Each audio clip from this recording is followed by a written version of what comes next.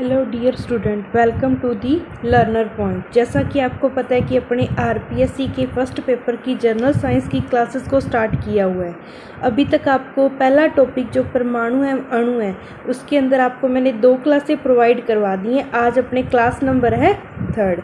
जैसा कि मैंने क्लास नंबर 2 के अंदर एक शर्मा नाम का कोई स्टूडेंट है, शायद लड़की है, तो अभी मेरे याद नहीं है, तो उन्होंने पूछा है कि मैम नोट्स कैसे बनाएं। तो बेटा आप टेंशन मत लो, मैंने इस टॉपिक को आज ही जैसे कंप्लीट करवा देना है और थोड़ी देर बाद आपको टेलीग्राम के ऊपर इस टॉपिक की पूरी पीडीएफ मिल जाएगी और वहीं से आपको रीड करना है, ठीक है। बाकी आप नोट्स बनाने की टेंशन मत लो, जो मैं अंडरलाइन करवा रही हूँ वो आप अंडरलाइन करते रहो और बाकी मैं टेलीग्राम पे टाइम टू टाइम कुछ ना कुछ जनरल साइंस के लिए पीडीएफ की फॉर्म में आपको देती रहूँगी, ठीक है। चलो अपने यहाँ स्टार्ट करते हैं। आयन क्या होते हैं? आपको पता है कि कोई भी परमाणु होता है उसकी नेचर कैसी होती है? उदासीन। कैसी होती है बेटा? उदासीन, यानी कि न्यूट्रल फॉर्म में। न्यूट्रल फॉर्म में है। जैसे भी मान लो अपने कार्बन 612, अब इसके अंदर 6 प्रोटॉन है और 6 ही क्या है? इलेक्ट्रॉन है, ठीक है। तो ये क्या हो गया? प्रोटॉन के ऊपर हमेशा कौन सा चार्ज होता है? पॉजिटिव। और इलेक्ट्रॉन के ऊपर कौन सा चार्ज होता है? नेगेटिव। तो पॉजिटिव नेगेटिव यदि 6 है तो एक दूसरे को बैलेंस करके वो क्या हो जाते हैं? उदासीन। पर क्या हुआ, जैसे मान लो अपने कोई भी रिएक्शन करवाते हैं तो उसमें से प्रोटॉन तो बाहर निकलते नहीं है, परमाणु में से प्रोटॉन तो बाहर नहीं निकलते, क्या निकलते हैं? इलेक्ट्रॉन। या तो इलेक्ट्रॉन बाहर निकलेंगे या इलेक्ट्रॉन आएंगे। यदि मान लो कोई भी एटम है उसमें से इलेक्ट्रॉन यदि बाहर निकलेंगे तो इलेक्ट्रॉन पे नेगेटिव चार्ज होता है, यानी कि नेगेटिव चार्ज बाहर जा रहा है तो वो जो एटम है वो कैसा हो जाएगा? पॉजिटिव चार्ज का। ये ऐसे सोच के देखो कि कोई भी इलेक्ट्रॉन आ रहा है तो वो कौन सा चार्ज लेके आ रहा है? नेगेटिव चार्ज लेके आ रहा है, तो एटम कैसा हो जाएगा? नेगेटिव। अब ये एटम के ऊपर पॉजिटिव और नेगेटिव का आना ही क्या होता है? आयन होता है। क्या बनाते हैं वो? आयन बनाते हैं। तो आओ रीड करते हैं अपने। आयन क्या होता है? धातु एवं अधातु यौगिक आवेशित कणों से बने होते हैं। इन आवेशित कणों को आयन कहते हैं। ये देखो कितनी अच्छी डेफिनेशन है। आवेशित कणों को क्या कहते हैं? आयन। ये आवेश पॉजिटिव भी हो सकते हैं और नेगेटिव भी हो सकते हैं। एक अपने देखो वर्ड आया धातु और अधातु। मेरे हिसाब से चाहे आप किसी भी बैकग्राउंड से, आपको इतना तो पता होगा अभी धातु क्या होती हैं और अधातु क्या होती हैं। धातु वो होती हैं जो इलेक्ट्रॉन देने के लिए तैयार ही होती हैं और अधातु है वो जो इलेक्ट्रॉन लेती हैं। धातु होती है जिनके अंदर चमक होती है, अघातवर्णीय तन्यता होती है, यानी कि इसको पीट पीट के पतली चादर बनाई जा सकती है, जैसे कि आयरन होगी, सोडियम हो गया, पोटेशियम हो गया। ये क्या है? धातु ही तो है। आयन एक आवेशित परमाणु अथवा परमाणुओं का एक ऐसा समूह है जिस पर नेट आवेश विद्यमान होता है। ये ऋण आवेश अथवा धन आवेश हो सकता है, नेगेटिव भी हो सकता है और पॉजिटिव भी हो सकता है, ठीक है। आगे देखो, ऋण आवेशित आयनों को ऋणायन यानी कि एनायन कहते हैं और धन आवेशित अनायनों को धनायन कहते हैं, कटायन और अनायन कहते हैं। उदाहरण के लिए आपको NaCl सोडियम क्लोराइड का एग्जाम्पल दिया है। NaCl के अंदर क्या होता है? ये Na तो धातु है तो वो तो इलेक्ट्रॉन देने के लिए तैयार है, तो उस पर तो क्या आएगा? Na positive. और Cl क्या है? अधातु, वो इलेक्ट्रॉन लेने के लिए तैयार है तो उसके क्या आएगा? Cl negative. इसके आउटर शेल में भी 8 हो जाएंगे, इसके आउटर शेल में भी 8 हो जाएंगे। इसलिए क्या करते हैं? इलेक्ट्रॉन की मतलब एक जगह से कहाँ चले जाते हैं? दूसरी जगह, यानी कि Na से इलेक्ट्रॉन कहाँ चला गया? Cl। तो Na पे पॉजिटिव और Cl पे नेगेटिव, तो ये तो क्या बना है? कटायन। और ये क्या बन गया? Cl negative anion. उदाहरण के लिए सोडियम क्लोराइड NaCl को लीजिए, जिसमें धनात्मक सोडियम आयन Na पॉजिटिव और ऋणात्मक क्लोराइड आयन Cl नेगेटिव संघटक कण के रूप में विद्यमान होते हैं। परमाणुओं के समूह जिन पर नेट आवेश विद्यमान होता है उसे बहुपरमाणुक आयन कहते हैं, जैसे CO3-2। अब इस पूरे के ऊपर -2 है ना, तो ये क्या होगा? बहुपरमाणुक आयन। हम आयनों के निर्माण के बारे में अध्याय 4 में और अधिक जानकारी प्राप्त करेंगे। चलो ये तो क्या पढ़ने वाली लाइन, ये देखो, ये आपको कुछ क्या दिए? आयनिक यौगिक, जैसे कैल्शियम ऑक्साइड दिया हुआ है, मैग्नीशियम सल्फाइड दिया हुआ है, सोडियम क्लोराइड कैल्शियम और ऑक्सीजन के संयोजन से बनता है कैल्शियम ऑक्साइड। मैग्नीशियम सल्फाइड में मैग्नीशियम और सल्फर होता है, सोडियम क्लोराइड में सोडियम और क्लोरीन होता है। इसकी अमाउंट भी बताई हुई है भी कितने कितने अनुपात में होता है। सॉरी अनुपात में क्या, इनका वो बताया हुआ है। जैसे मान लो NaCl है ठीक है। तो Na पे एटॉमिक मास कितना होता है 23 और Cl का एटॉमिक मास कितना होता है 35.5। एटॉमिक मास मैंने याद है आपको लास्ट क्लास में बताया था कि नहीं बताया था कि A = P+N। मैंने ऐसे करके X Z A ये वाली चीज़ बताई थी आपको, तो इसकी बात हो रही है इसकी, ठीक है। रासायनिक सूत्र कैसे लिखते हैं?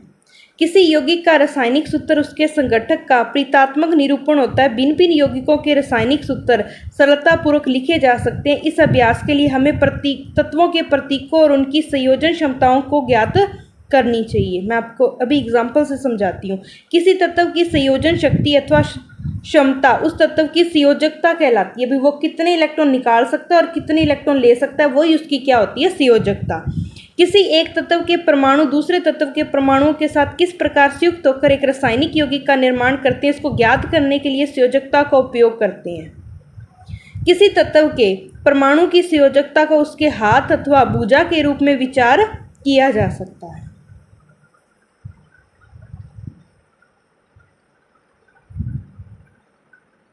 जैसे देखो सोडियम है, Na होता है, वो एक इलेक्ट्रॉन निकाल कर क्या बना देगा, Na पॉजिटिव। पोटेशियम एक इलेक्ट्रॉन निकाल के K पॉजिटिव। सिल्वर एक इलेक्ट्रॉन निकाल के Ag+। कॉपर +1 की फॉर्म में भी होता है, +2 की, यहाँ पे +1 की फॉर्म में। Hydrogen H positive.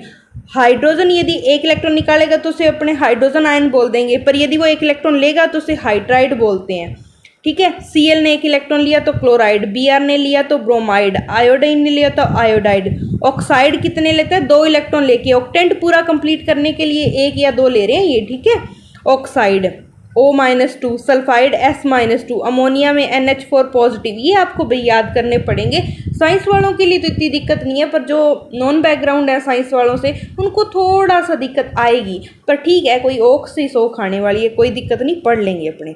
हाइड्रोक्साइड को OH negative, nitrate NO3 negative, hydrogen carbonate को लिखते हैं HCO3 नेगेटिव, कार्बोनेट को लिखते हैं CO3-2। सल्फाइड को लिखते हैं अपने, देखो एक तो होता है सल्फाइट, टै लगा टैग, SO3-2, एक होता है सल्फेट SO4-2। फास्फेट PO4-3, ये फास्फेट का ना चार्ज पूछा जाता है, पता नहीं कौन से एग्जाम में पूछा हुआ है। फास्फेट PO4-3 याद रखना, ये PO4-3 साथ साथ बोल लिया करो, ठीक है। यही नोट्स हैं आपके वैसे देखा जाए तो। बाकी आपको कोई भी नोट्स वगैरह की टेंशन लेने की लोड़ नहीं है, वो समय समय पर मैं आपको ना PDF प्रोवाइड करवा दूंगी सर से कह के टेलीग्राम पे, टेंशन फ्री हो जाओ आप।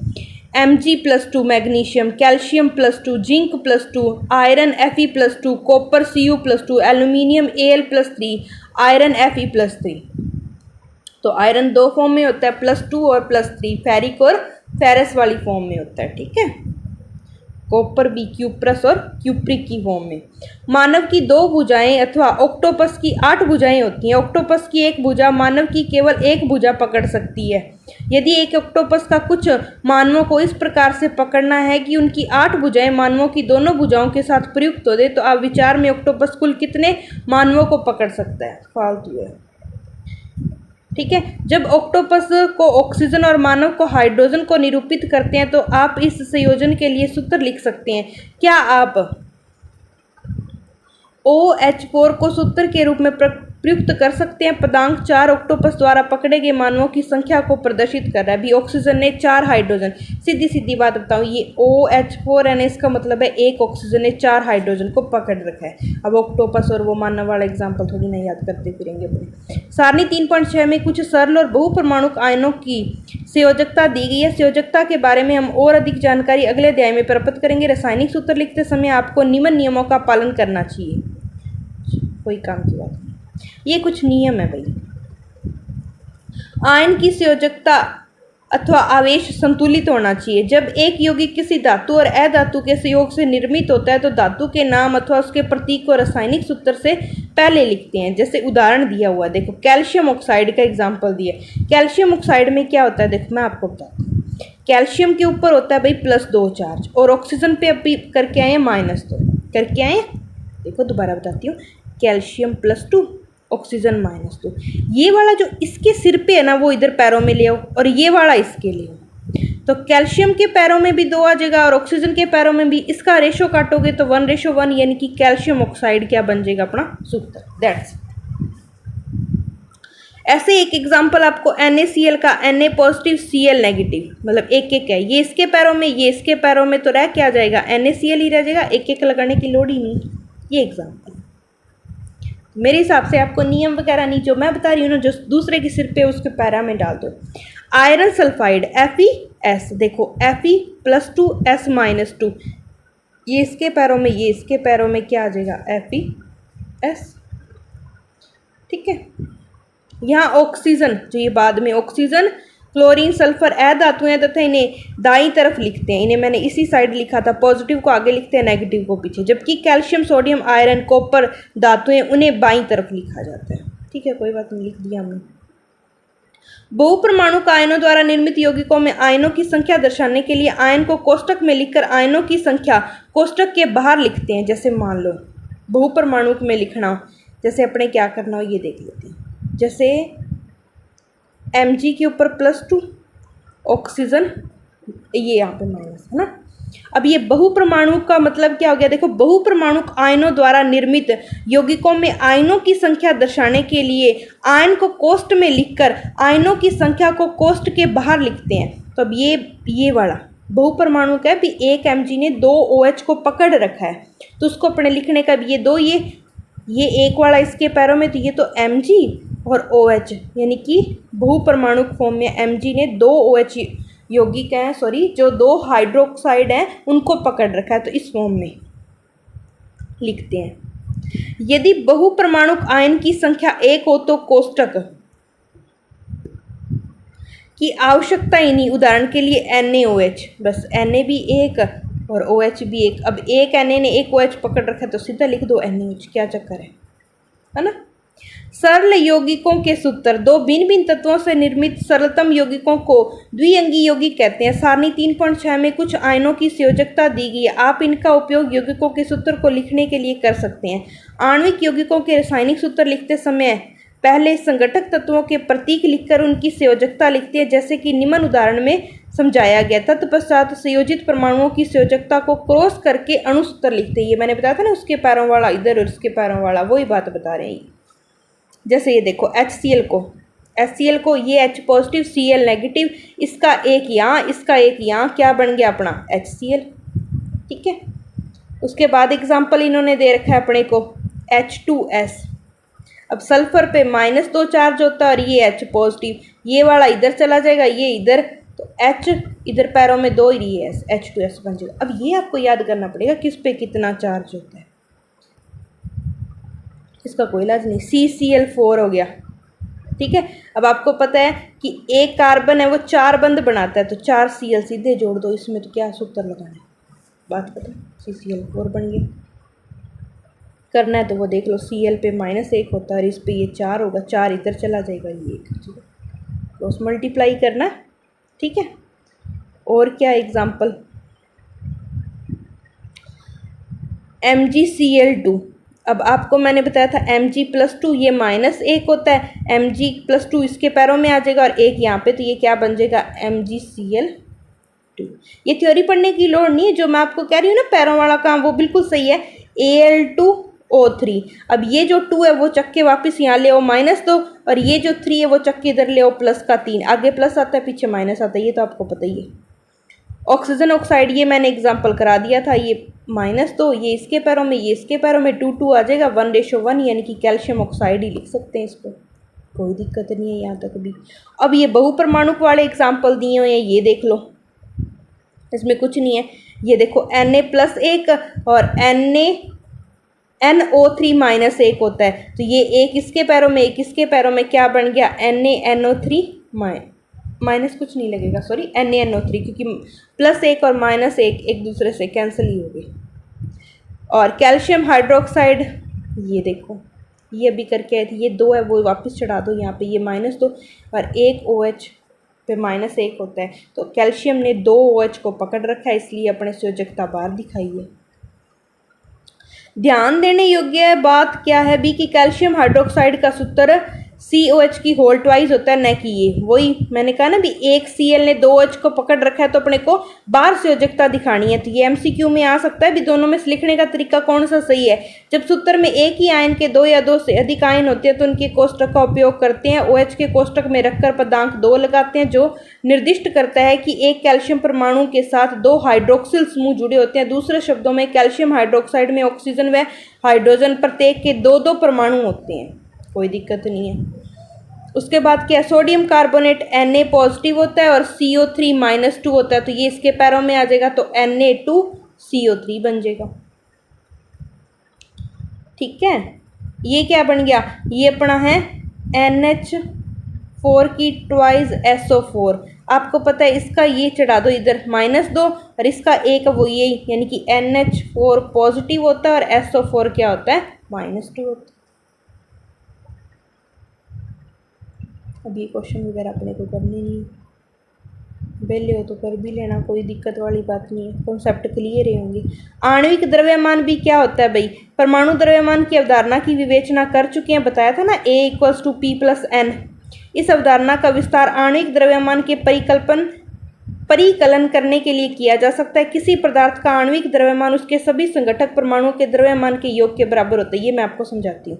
जैसे मान लो आपको CO2 दिया है, इसका टोटल का आणविक द्रव्यमान पूछा, तो कार्बन पे कितना होता है, एटॉमिक मास 12, एक ऑक्सीजन पे 16 होता है, तो 2 पे कितना होएगा 32, 12 और 32 कितना हो जाएगा, टोटल हो जाएगा 44, यानी कि इसका आणविक द्रव्यमान कितना है, 44। और कमेंट बॉक्स में आप मेरे को H2O का निकाल के दिखाओ, ठीक है, कितना आता है, देखो तो सही पल्ले पड़ रहा है कि नहीं।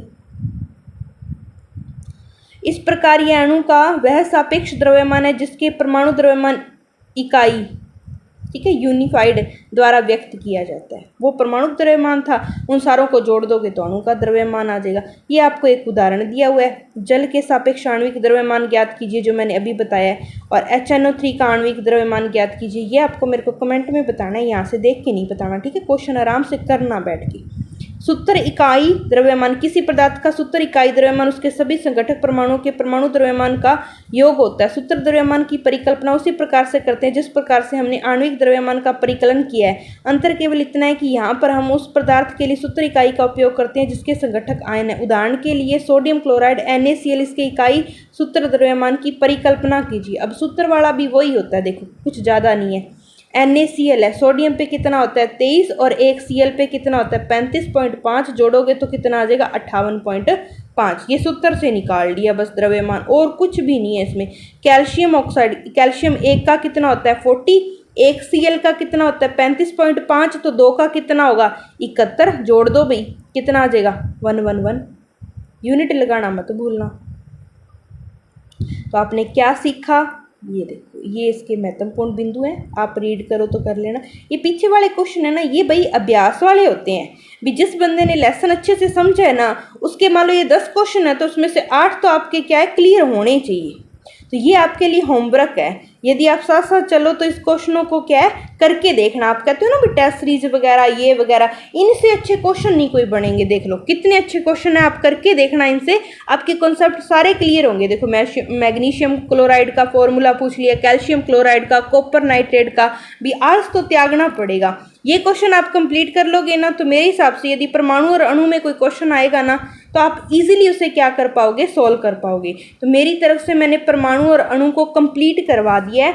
अब अपने नेक्स्ट क्लास में सेकंड जो इसका टॉपिक होगा सिलेबस के अकॉर्डिंग, और वो कोई भी जो बुक में होगा 9th 10th वाली में, वो लेसन अपने को रीड करना है। और आपका काम क्या है ये मैंने आपको पहले बता दिया।